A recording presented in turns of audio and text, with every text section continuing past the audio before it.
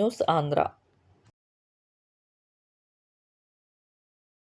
ఏలూరు జిల్లా గ్రామ వ్యవసాయ సహాయకుల సంక్షేమ సంఘం నూతన కార్యవర్గం ఏర్పాటు. అనగా ఆదివారం ఏలూరు జిల్లా నందు రాష్ట్ర వ్యవసాయ సహాయకులు ఉపాధ్యక్షులు శ్రీ తొర్లపాటి కుమార్ గారి ఆధ్వర్యంలో ఏలూరు జిల్లా వ్యవసాయ సహాయకులు విస్తృత స్థాయి సమావేశం ఏర్పాటు చేసుకోవడం జరిగింది. ఇందులో భాగంగా గౌరవ జిల్లా ప్రెసిడెంట్ అయిన బొడ్డేపల్లి వినోద్ కుమార్ గారు సభను ఉద్దేశిస్తూ ఏలూరు జిల్లా గ్రామ వ్యవసాయ సహాయకులు అందరితో సత్సంబంధాలు వ్యవహరిస్తూ జిల్లా వారీగా ఎక్కడ ఏ సమస్యలున్నా వాటిని జిల్లా నూతన కార్యవర్గంతో కలిసి సమస్య పరిష్కరిస్తామని తెలియజేశారు.